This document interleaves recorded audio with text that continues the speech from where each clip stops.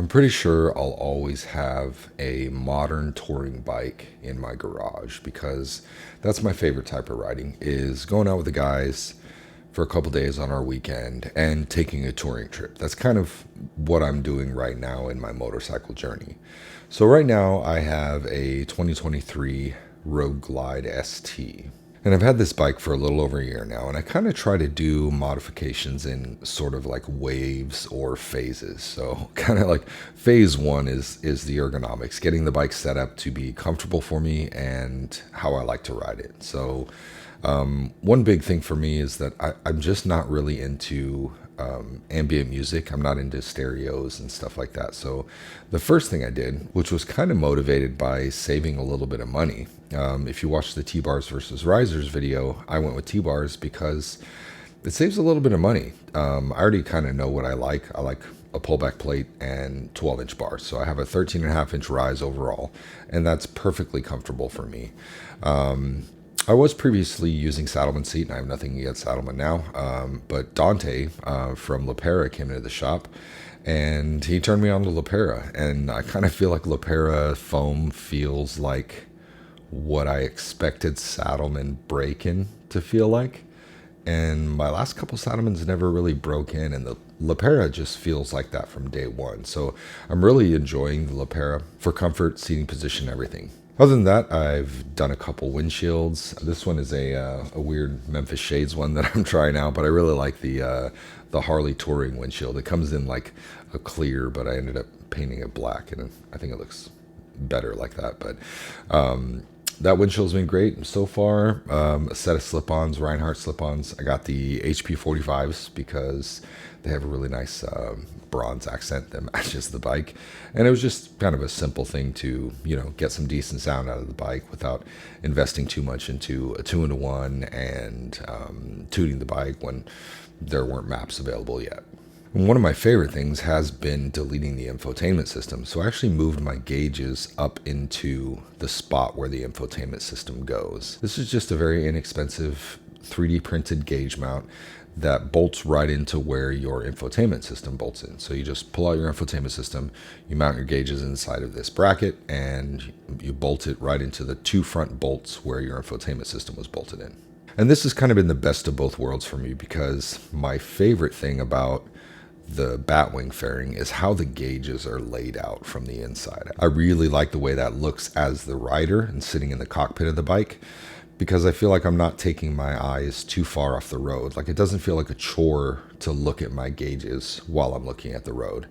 And so I'd never had a Road Glide fairing, so this is my first Road Glide, and I wanted to try out having a Road Glide. And putting the gauges up there kind of gives me that setup from the Batwing fairing on the inside, but from the outside I still have a Road Glide fairing.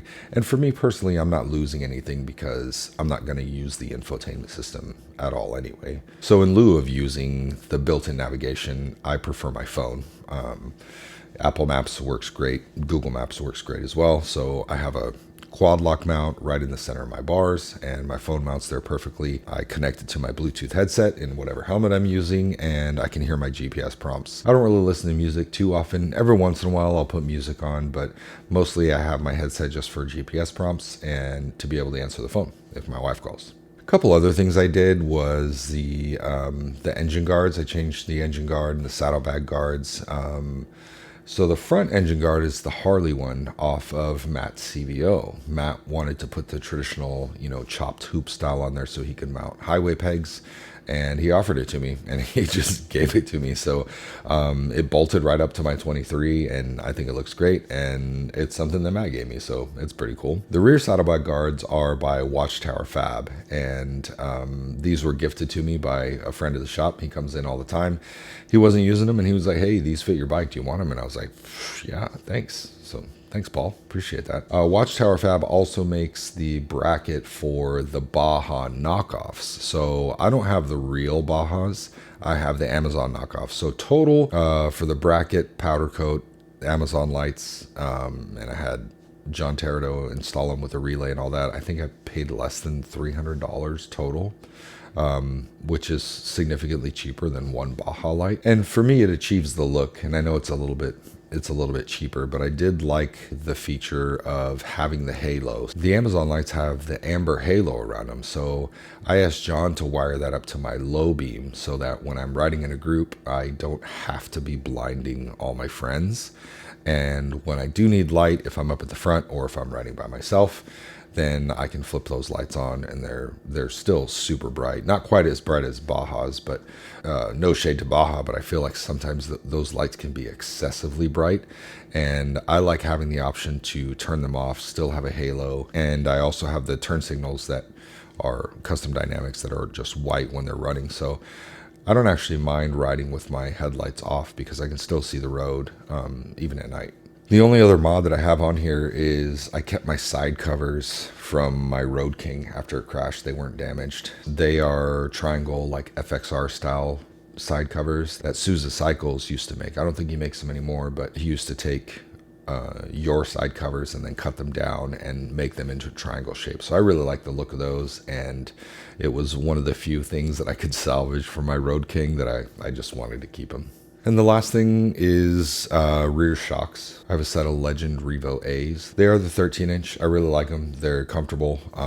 And I kind of have them in the middle setting where they're more comfort setting than they are performance setting. And then docking hardware just for my tour pack. So if I need the extra storage or if my wife is jumping on the back, I pop the tour pack on. So that's kind of all my phase 1 stuff. Phase 2, I'm not really sure where I'm going to go with this bike. I have a constant battle between like beauty parts and actually functional parts because I don't knock beauty parts because beautiful bikes are really nice to look at. And one of the beauty parts that I would really like to have is a flame paint job. Like a flame paint job is kind of like the pinnacle of where I want to be. Like if I have a flame paint job bagger, I'm going to be on cloud 9. There's other things that I kind of feel like are hard to justify, like spending money on, like floorboards.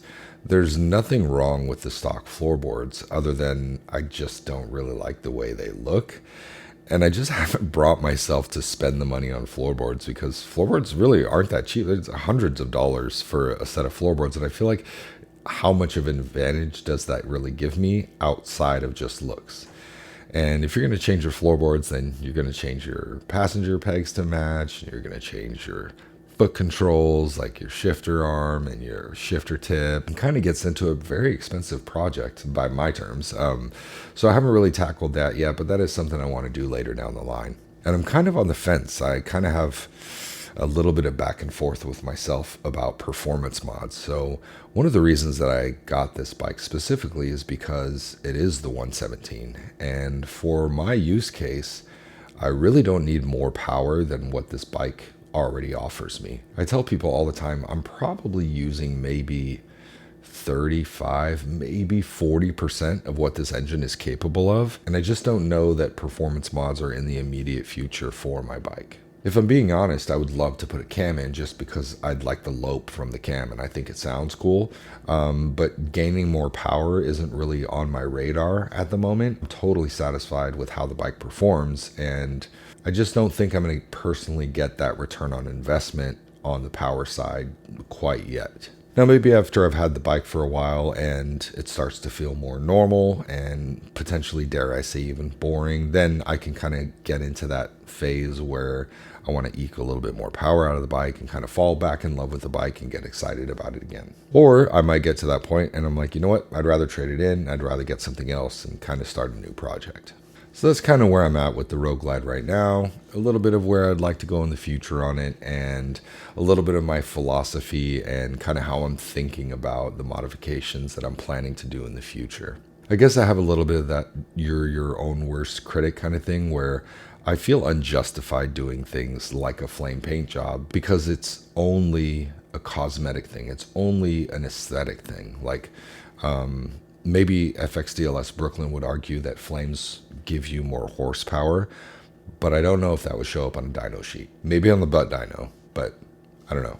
But yeah, I'm curious to see what you guys think about, how do you justify the beauty parts, the parts that don't actually make your bike perform any better, but they make your bike look better and, the personal value, the personal enjoyment that you get out of what your bike looks like is important too. So I'm not discounting that. When I see other people and they have custom paint jobs and stuff like that, I'm always blown away and I'm like, this is amazing. But when I think about doing it myself, I'm like, well, like, why am I doing this? Why would I put this much money into something when it's just aesthetics? So I really kind of have that dichotomy, that juxtaposition where I just don't really know how to justify it to myself. Sometimes I kind of feel like if you have to do this much to a bike, maybe it's not even the right bike. Like if you're changing everything on the bike, maybe you should have gotten a different bike.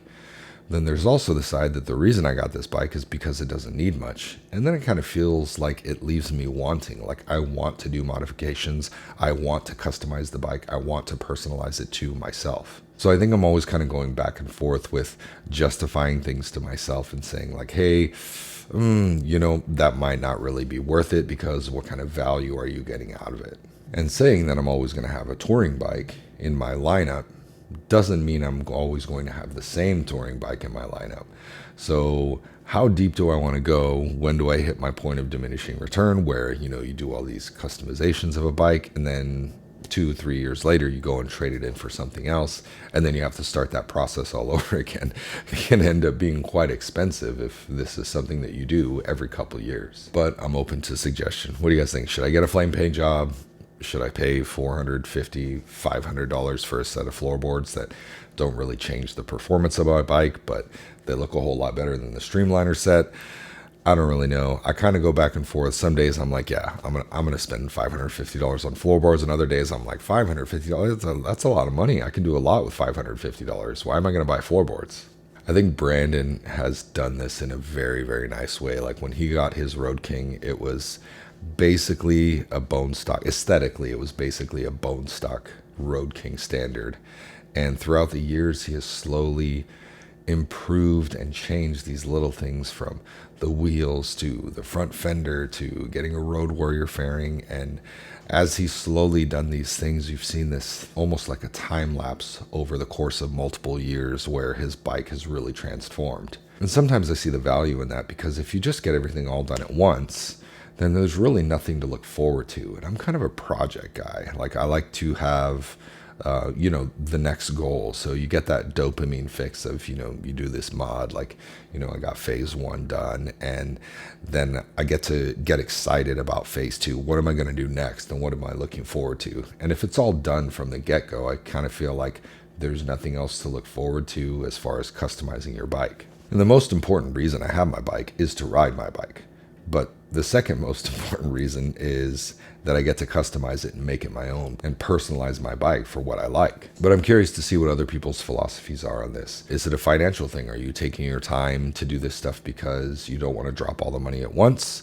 Or is it kind of a phase thing where you're going to do the most important things first, and then, the second priority is this and third priority? And how do you line those things up? How do you prioritize those things for yourself? I'd love to hear your thoughts, because I might steal some of your ideas. Thanks for watching, guys, and we'll see you on the next one.